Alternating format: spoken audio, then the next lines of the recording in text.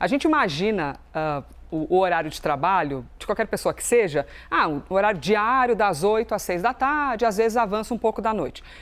Um pedaço da noite. Quando a gente fala de congresso, gente, esse avança um pouco da noite, às vezes avança mesmo. É no meio da madruga. E nessa madruga agora, enquanto possivelmente quase todos vocês estavam dormindo, depois de muito embate entre governo, entre Congresso, aquele projeto de lei chamado Lei Antifacção segue agora para a sanção presidencial. Teve uma votação simbólica agora de madrugada e a Câmara dos Deputados derrubou algumas mudanças no texto que tinham sido feitas pelo Senado.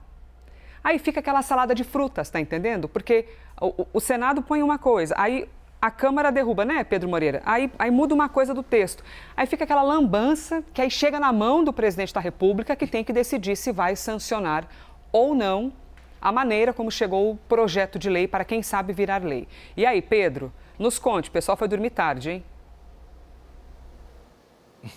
Oi, Elisa, bom dia para você, ótimo começo de quarta para quem está com a gente. Foi uma votação à noite ontem na Câmara, né? Apareceu ali, foi definida a pauta de votação ao longo do dia de ontem, não estava prevista a votação em plenário, mas o projeto acabou então sendo aprovado e foi aquela votação simbólica, né? Que é quase uma aclamação. O presidente pergunta ali se alguém se opõe, como ninguém se opôs, o projeto é considerado aprovado, não teve nem o registro nominal ali da votação de cada deputado. Esse resultado foi possível porque teve um acordo entre a base governista e a oposição. O relator do projeto, o deputado federal Guilherme Derrite, do PP de São Paulo, conversou com os líderes do governo Lula e eles chegaram a um consenso de que era melhor aprovar a versão que Derrite apresentou do que não aprovar projeto nenhum, né? Embora a base do governo Lula ainda reclame de alguns pontos, eles defendem que o texto que o Senado tinha elaborado e aprovado, lá no Senado teve a relatoria do senador Alessandro Vieira, a base do governo defendia mais aquela versão, mas a oposição defende mais o texto que foi aprovado na Câmara, que é a versão apresentada por Guilherme Derrite, com algumas alterações, ele acatou algumas alterações feitas pelo Senado. Então, para a gente entender como ficou, Elisa, a gente até preparou uma pequena arte com os principais pontos do que essa proposta traz de inovação para a nossa legislação, para combater a atuação das organizações criminosas, que é esse o grande objetivo, né? Por isso que o projeto leva esse nome de projeto antifacção. Então a gente tem aí esse primeiro ponto, inclusive é um ponto que desagradou o governo, porque o relator Guilherme Derrite definiu que os bens e dinheiro que forem apreendidos das organizações criminosas vão ser divididos igualmente também para fundos que destinam dinheiro para os estados. É uma reclamação dos estados a falta de recursos para combater a criminalidade, mas o governo fala que isso pode tirar dinheiro da Polícia Federal, pode atrapalhar o financiamento da Polícia Federal, mas foi assim que foi aprovado pela Câmara. No item 2, a criação então agora, né, do termo organização criminosa ultraviolenta.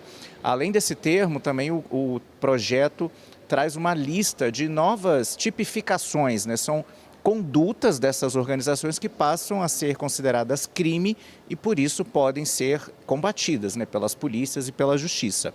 A criação do tipo penal domínio social estruturado, que é quando as organizações tomam conta de um território, né, muitas vezes em comunidades mais carentes, passam até a explorar serviços públicos, né, TV a cabo pirata, venda de gás, cobrança de taxas de moradores e comerciantes. Isso agora é um crime específico e, para esse crime, as penas vão variar de 20 a 40 anos e quem favorecer esse tipo de crime também vai ter uma pena específica que foi criada no texto. Outro item polêmico foi a proibição do auxílio reclusão para parentes de líderes dessas organizações. É um benefício que só é recebido, né, Elisa, para quem tem vínculo com o INSS. Se a pessoa tem carteira assinada ou contribui como autônomo para o INSS, aí a família tem direito ao auxílio reclusão. Aí, no caso desses líderes de organizações criminosas, esse projeto prevê que elas não podem receber.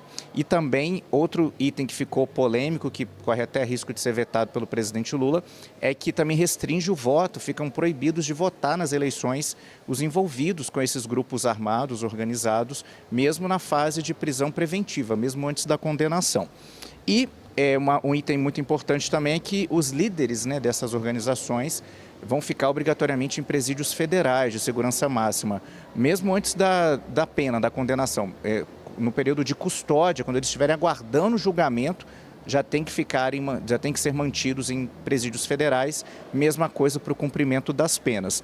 Não está aí na arte, mas eu acho que é importante destacar também que os condenados, né, por esses crimes que o projeto traz, não vão poder receber nenhum tipo de benefício como indulto, perdão, fiança ou liberdade condicional. E aí ficou de fora, Elisa, nessa questão das alterações que foram feitas do Senado para a Câmara, o Senado tinha incluído uma previsão de cobrar, de taxar as bets, aquelas empresas de apostas online. Seria uma taxa, um imposto, né, um tipo de imposto de 15%, que esse dinheiro iria ser destinado para combate à criminalidade. Mas na Câmara foi apresentado um destaque, né, ou seja, um pedido de alteração no plenário já, um destaque do PP, Partido Progressista, tirando esse item do PL. Os deputados preferiram deixar isso por um projeto de lei à parte. Então, a versão que vai para a sanção presidencial não prevê essa cobrança dessa taxa das bets. Elisa. Olha, quantas andanças. Incrível como bet tem poder em Brasília, hein? Caramba, você vê um jogo de futebol, tudo é bet. Você vê outros esportes, também tudo é bet. Você vê eventos que nada tem a ver com esporte, patrocínio de bet. Gente, a bet se enraizou, né? As apostas esportivas e também dentro do Congresso, né? Porque os nossos olhos ingênuos podem dizer, não, foi só uma decisão, né? Tira a bet. Mas aí você troca o olho ingênuo por lobby.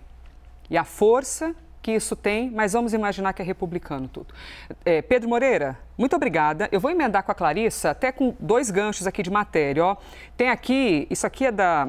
Eu vou rememorar algo da Jussara, que foi das horas anteriores, para fazer aqui uma ponte com a Clarissa Oliveira, que diz aqui, ó, PL antifacção. Governo orienta voto favorável a relatório de derrite. Aí vamos dar um remember aqui. Vocês se lembram que secretário de Segurança Pública do Estado de São Paulo, deputado federal, o governo tem um projeto e aí esse projeto vai para a mão de um relator. Todo projeto é assim, tá? Vai para o Congresso, alguém tem que ser o pai ou a mãe dessa criança. O relator escolhido é alguém que é totalmente contrário ao governo. Você se lembra disso? A gente falou um montão. Nossa, mas pera lá, o governo cria uma coisa e o relator é alguém que é totalmente oposto. Aí várias andanças, aí a versão 1 do texto, versão 2, versão 5, aí vai votar, aí um debate gigantesco sobre o que fica no texto, o que sai.